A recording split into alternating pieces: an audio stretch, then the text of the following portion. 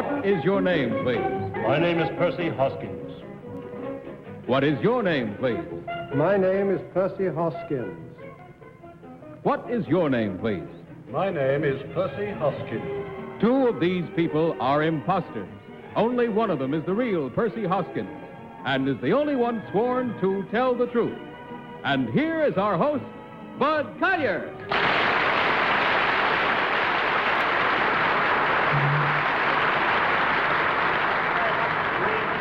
Welcome once again to our game of deliberate misrepresentation, wherein our panel endeavors to figure out which one of three challengers has sworn to tell the truth. To Tell the Truth is brought to you each week by Geritol, America's #1 tonic, the high-potency tonic that helps you feel stronger fast. And now let's meet our cross-examiners. What is your name, please? My name is Polly Bergen. My name is Ralph Bellamy. My name is Kitty Carlisle. My name is Hy Gardner.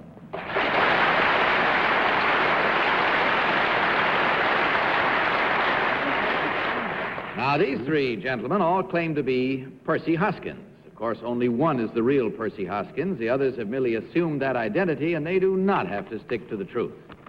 Now, panel, you'll find copies of an affidavit in front of you. Will you please follow along while I read it?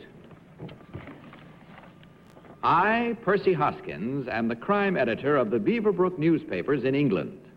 I have covered scores of Britain's biggest criminal cases, among them the case of the diplomats Burgess and McLean, who disappeared behind the Iron Curtain, and the recent case of Dr. John Bodkin Adams, who stood trial accused of murder for profit. I am sometimes referred to as Scotland Yard's Dr. Watson. Signed, Percy Hoskins.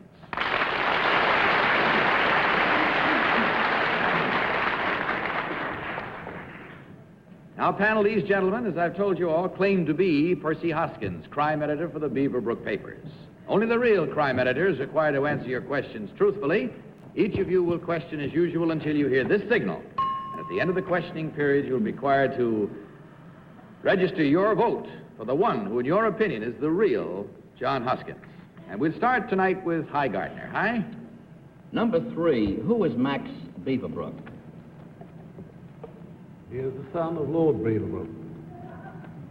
Number 3 also, what is Lord Beaverbrook's largest newspaper? The Daily Express. Number 1, where did Scotland Yard get its name? It was built on the site of the original Scottish King's Palace, a palace created for the Scottish Kings when they came to London. Number 2, what were the first names of Burgess and McLean? Guy Burgess and Donald McLean. Number 2, where are they now? They're both behind the Iron Curtain in Moscow. Also number 2, are their wives with them? Mrs. McLean is there. Burgess is not married. He's not married. Number... Polly Bergen. Number 3, to your knowledge, has anyone ever committed a perfect crime? Yes. Really? Who was it? Well, of course, if we knew that, it wouldn't be a perfect crime.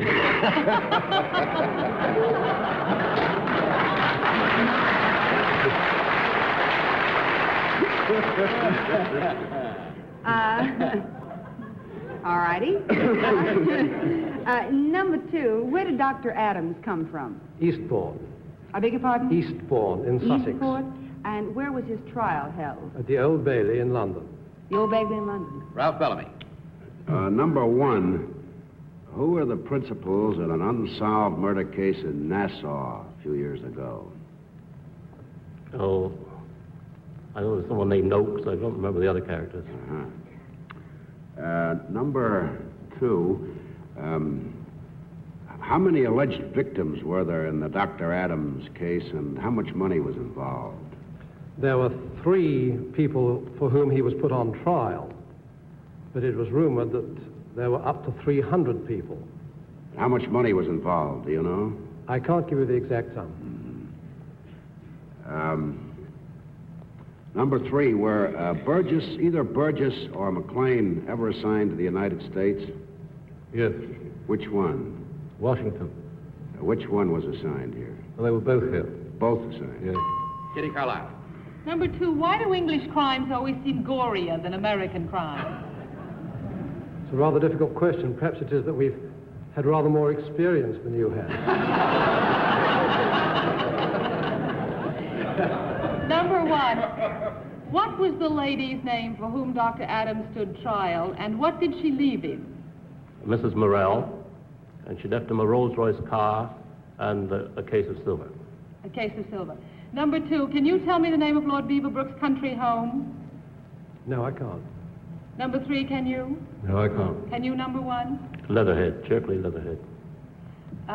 Number 2, do you believe that Burgess and McLean are still alive behind the Iron Curtain and are directing Russia's foreign policy? Yes, I do. Didn't expect that. That's it, panel. It's time to vote. Without consultation, will you mark your ballots and select number 1, number 2, or number 3? Remember that the team of challengers receives $250 for every incorrect vote. Holly, have you marked your ballot? Okay, who'd you vote for? I voted for number 1. Actually, I sort of thought it was very simple because who else would know why Scotland Yard was called Scotland Yard when it's in England? True. Ralph, for whom did you vote? Number 1. Number 1 knew about Lord Beaverbrook's country home, and I don't know, he kind of struck me as a newspaper man, and he did know about the Oaks trial in Nassau. Kitty, who was your choice? Number 1. Well, he knew Cherkley, and he knew about Burgess and McLean more thoroughly, I thought, and about Scotland Yard. And your selection, High? Well, I upset it by voting for number 1. He seemed to know the right answers, firstly, and secondly, I think I remember seeing him in a late show carrying an umbrella. That really firmed it up. Well, the votes are in, minds are made up. Now let's find out which one of these gentlemen is the crime editor. So now, may I ask, will the real Percy Hoskins please stand up?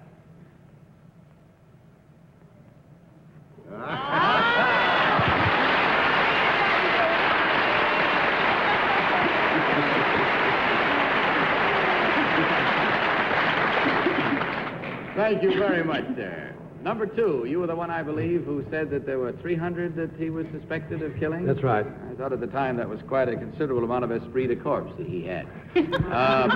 Would you tell us who you really are and what you do? My name is Harold Thakrar. I'm the sales manager for Auto Europe, which is a firm which sells automobiles to people going to Europe on vacation, on the purchase and purchase. And number 3, how about you, sir? My name is George Luther. I am the Vice President and General Traffic Manager of British and Irish Railways, North America. Thank you very much. Well, my congratulations go to my panel. I'm proud of you tonight. You really didn't let anybody fool you that time.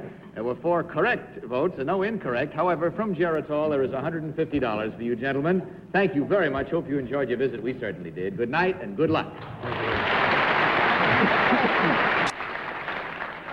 Now, may we have our next challengers, please?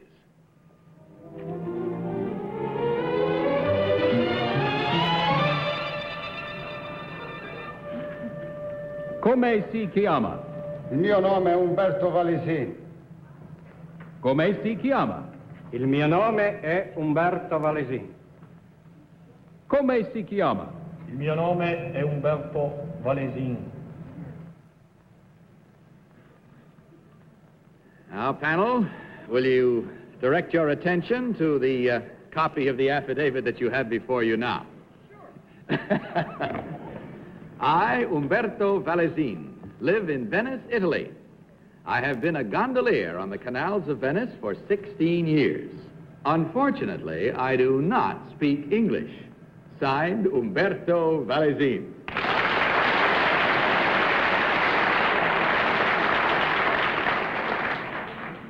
Now, panel, these 3 gentlemen claim to be Umberto Valesin, gondolier.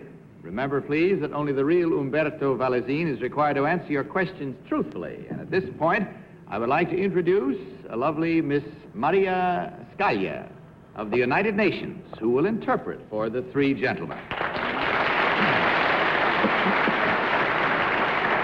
And we'll we'll start our questioning with Ralph Bellamy. Ralph?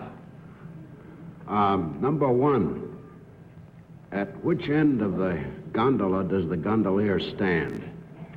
Numero 1. A che fine della gondola sta il gondoliere? Dalla parte di dietro, signorina. From the back. The back. Number 2. Is there a speed limit for gondolas? Numero 2. C'è un limite di velocità per la gondola? No, attualmente non c'è nessun limite, è solamente a braccio. He said no. I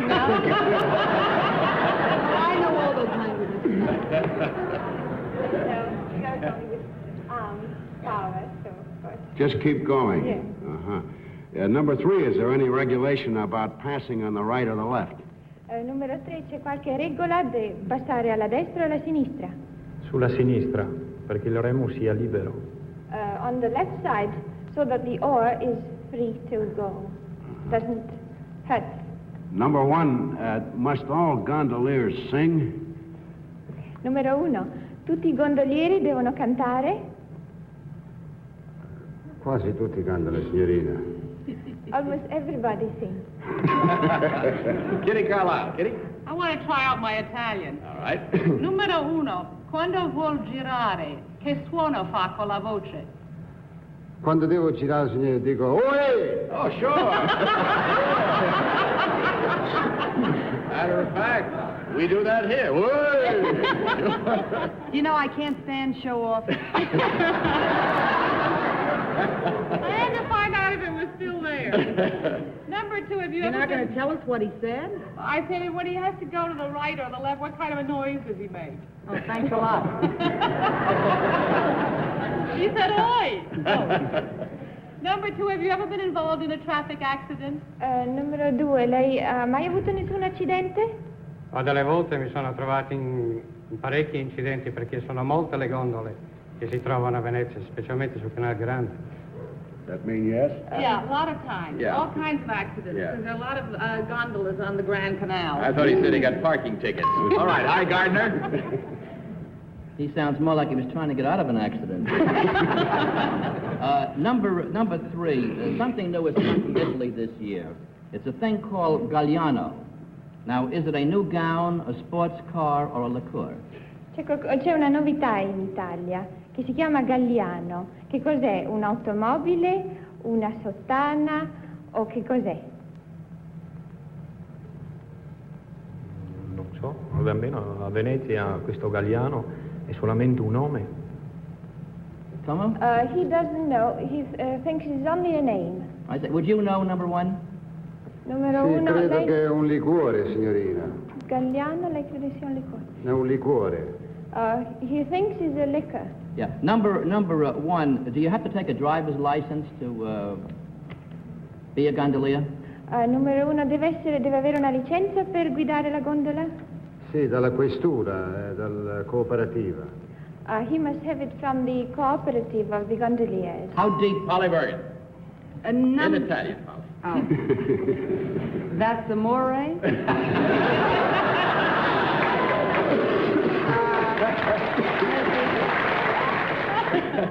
Number 2, do you have a gondola stand? Numero 2, dunque c'è un posto dove sta nella gondola? Attualmente ci sono dei posti, sì. Sono chiamati traghetti, da una sponda all'altra. Actually, there are places, stops, as in a bus stop, and they go from one side of the canal to the other. Oh, I see. Number 3, do you have traffic lights? Numero 3, ha delle luci, di semafori? Sì, c'è un semaforo rosso, verde e giallo, come qui. Yes, there's one. There is red, green, and yellow, as here. That's it, panel. Time to vote. No consultation now. Will you please mark your gondolas and select number 1, number 2, or number 3. What's going all over the place? Okay, Polly, I'm ready if you are. Are you ready? What number, Polly? I vote for number 3. Huh? Actually, he seems to have sort of had the hardest time with all this, which sort of was understandable to me, not understanding Italian. And I do know, because somebody told me who was in Venice, that they have one traffic light on the Grand Canal. And he said that, and, well... Ralph, how about you? Number 2. I seem to detect that number 1 understood a little English at one point there. And number 2 was a little slow with the answers. Number 3, I mean, and number 2 seemed to have them. How about you, Kitty? Number 3. I like the way he described what happened with the oars when he had to go on the left-hand side. And how about you, Hi? Your choice, please. I voted for number 3. I was going for 1 until I asked the question about a liqueur, and I don't ever remember reading about any gondolier being arrested for drunken rowing. All right, here we go now, paddling our own gondolas. We've made up our minds and cast our ballots in the Grand Canal. Let's see which one of these 3 gentlemen is the real Venetian gondolier. Will the real Umberto Vallesin please stand up? Il vero Umberto Vallesin si alzi.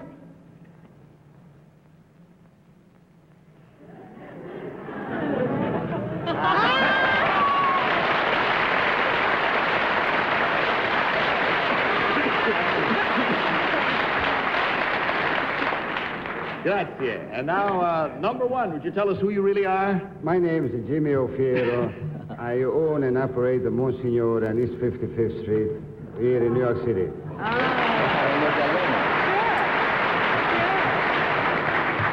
Thank you, sir. And number 2, what about you? I am a New York-born Vincent Ladrini, General Representative for the Gancia, Vermouth, and Asti Spumante. Thank you, sir. You're probably wondering what a Venetian gondolier is doing here in the United States. It so happens that Umberto Vallesin is one of a group of European transport workers brought here on a goodwill tour by KLM Royal Dutch Airlines.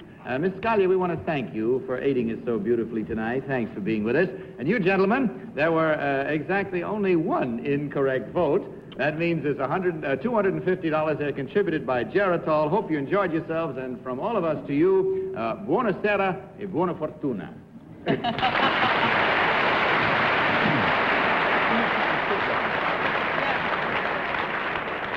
And in just 1 minute, 3 new challenges. Now, may we have our 3rd team of challengers, please?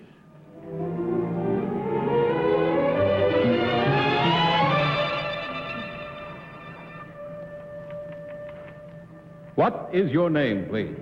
My name is Marion Ladaway. What is your name, please? My name is Marion Ladaway. What is your name, please? My name is Marion Ladaway. Here we go again, panel. Will you follow along with your copies of this affidavit? I, Marion Ladawig, am the 1957 Women's Individual Match Game Bowling Champion. 6 times since 1949 I have won that title, and 6 times the Bowling Writers of America have named me the Woman Bowler of the Year. Signed, Marion Ladawig.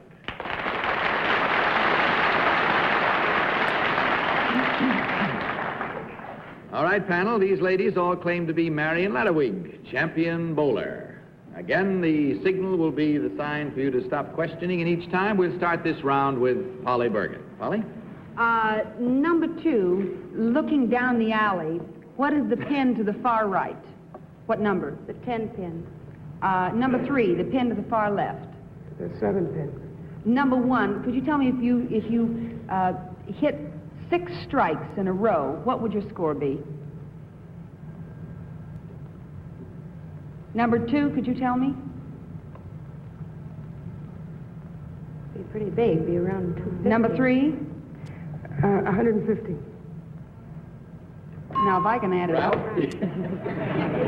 Number 1, what's the highest score you've ever bowled? 298. What'd you say? 298. 298. Number 2? 299. Number 3? 300. I want you to know I did it once, a long time ago. Number 3, what weight ball do you use? 16 pounds. What do you use, number 1? 16. Number 2? 16. Number 3, what is the least number of balls least number of bowls you can make and the greatest number of bowls to complete a game. The least number would be 20. Offhand, I don't know about the most. No. Kitty Carlisle. Well, I've never seen a bowling match, so I'm going to ask some pretty silly questions, I know. Number 2, does it take skill or mere sort of strength to be a good bowler? No, it doesn't take strength. It's more timing. More timing. Number 3, are you married? No, I'm not. Number 1, are you married? Yes, I am. Does it embarrass your husband to have a good athlete in the family? No, it doesn't. Is he a bowler? Mm-hmm. Is he as good as you are? Well, I think he's just as good. He is, but he's never won any trophies. No, he doesn't go in. Number 2, what kind of trophies do you win when you win a bowling match? Some big and some small. What do they look like? Well, they usually have a figurine on them. Number 3, what does a match game mean? That means that you are playing against individuals. Hi, Gardner.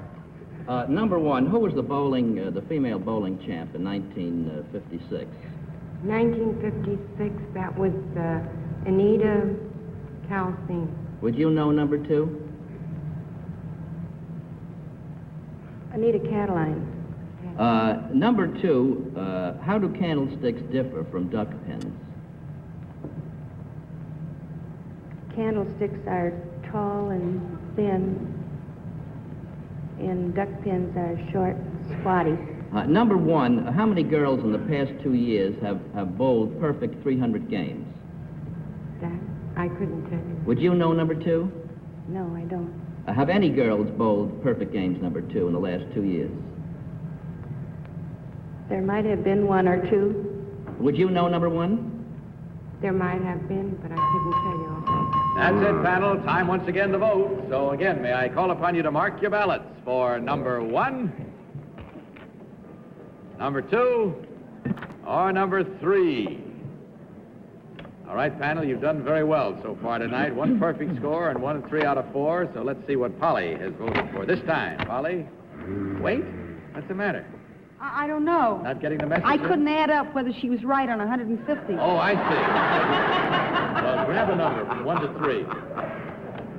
What'll it be? I didn't think she was right, so I voted for number 2. That's a 2? Well, I think Freudianly I sort of went into a number 3.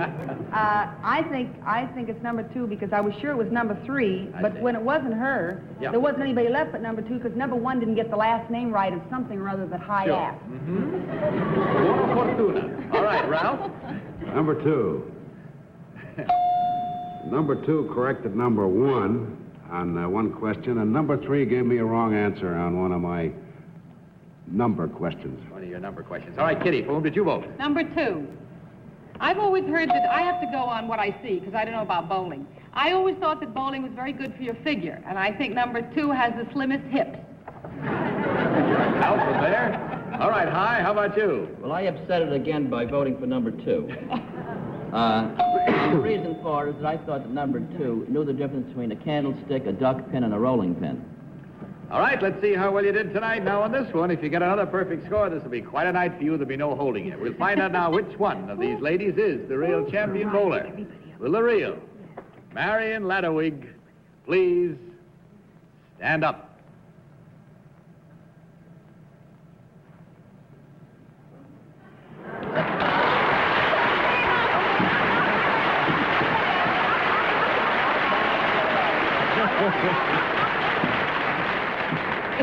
Oh, I'm telling you, there'll be no holding them now. Thank you very much. Number 1, would you tell us who you are and what you do?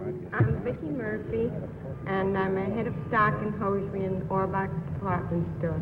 Thank you very much. And how about you, number 3? My name is Ruth Cage, and I'm a press agent. Well, another perfect score, which means there were no wrong votes, but of course, Geritol has $150 for you ladies to divide. I hope you enjoyed your visit. It was very nice having you here. Good night, and good luck to you.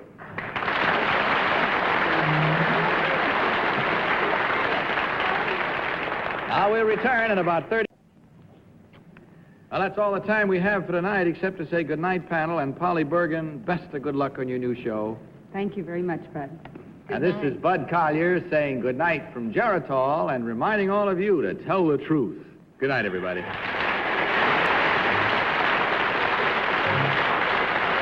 To Tell the Truth is a Mark Goodson, Bill Todman production, in association with the CBS Television Network. Miss Bergens and Miss Carlisle dresses by Molly Parnell.